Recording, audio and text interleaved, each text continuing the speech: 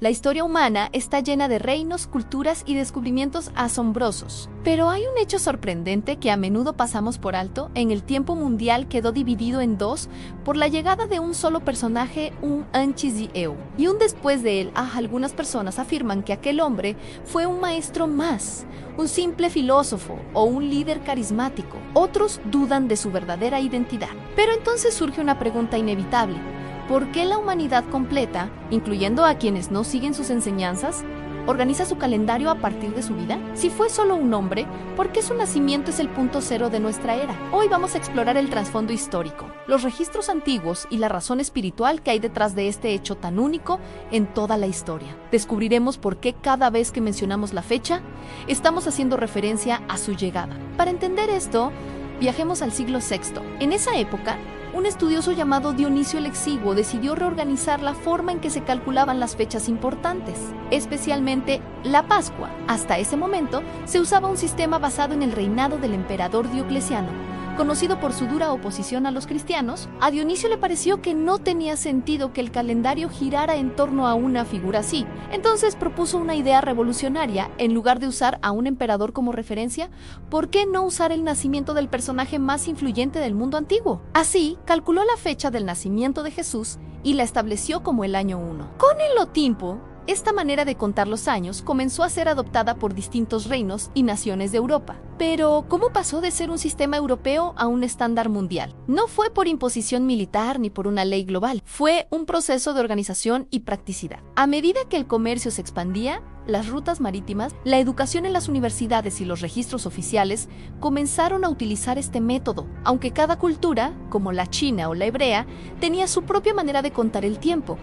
El mundo necesitaba un estándar común para coordinarse. Ese estándar terminó siendo el antes y después del nacimiento de aquel hombre de Galilea. Su ense, Anza, sus seguidores, y el impacto espiritual y social que generó fueron tan grandes que la historia, de manera natural, quedó marcada por él. El mundo no pudo ignorar su influencia. Ahora bien, algunos podrían pensar que su existencia es solo un mito. Pero, ¿qué dicen los registros antiguos de personas que no eran parte de su movimiento? Historiadores como Tácito, un senador romano que escribió a principios del siglo II, mencionan a Cristo y su ejecución bajo Poncio Pilato. Otro historiador, Flavio José, fue un judío del primer siglo. También escribió sobre Santiago, el hermano de Jesús, el llamado Cristo. Estos y otros escritos confirman que su existencia no es una leyenda tardía inventada por sus seguidores. Fue una figura real que vivió en la región de Judea. Fue llevado ante la autoridad romana y tuvo seguidores que permanecieron fieles incluso ante una fuerte oposición. Su vida está anclada en la historia. Entonces, ¿qué lo hizo tan diferente de otros maestros de la época? A diferencia de otros líderes religiosos, él habló con una autoridad única.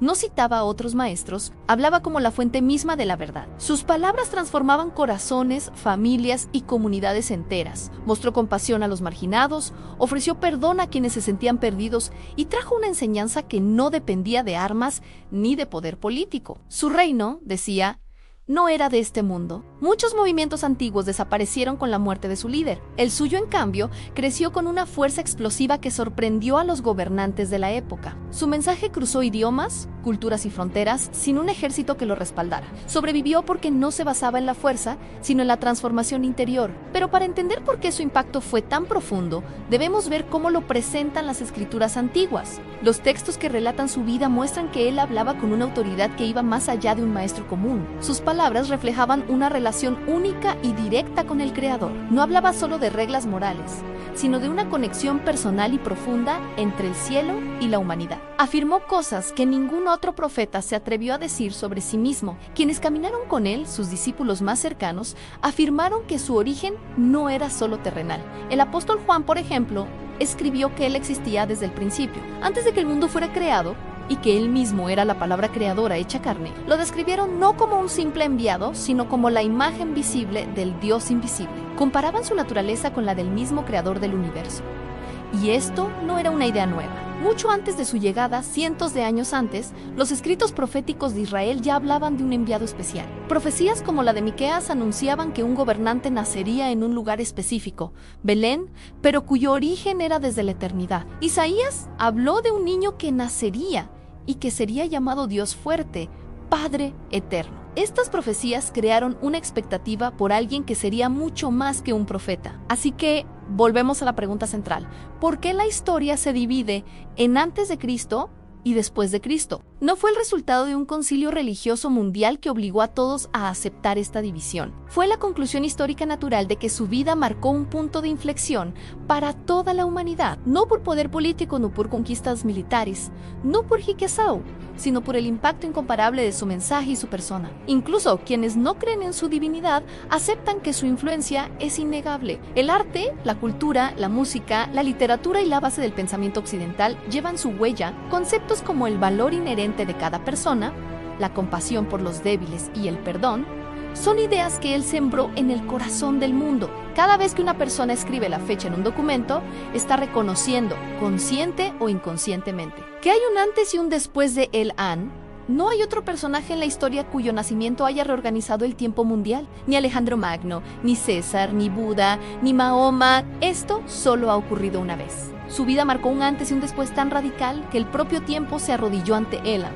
Pero esto va más allá de un simple dato histórico. Su llegada al mundo no fue un simple evento en el calendario. Las escrituras lo presentan como una intervención divina en la historia humana. Su vida trajo esperanza a un mundo perdido, libertad interior a los cautivos y un camino nuevo para reconectar con el Creador. La historia entera parece señalar hacia él. El calendario lo recuerda cada día. El tiempo universal se ajustó a su vida, dividiendo todo lo que vino antes y todo lo que vino después. Y de la misma manera, cada persona también tiene la oportunidad de experimentar un antes y un después en su propia vida. Un tiempo antes de conocerlo profundamente y un después cuando su luz y su perdón transforman el corazón. El mismo personaje que dividió la historia del mundo puede dividir tu propia historia personal, llenándola de un nuevo propósito y una esperanza eterna. Gracias por acompañarnos en este viaje. Si te ha parecido interesante, suscríbete y comparte este video. Nos vemos en el próximo.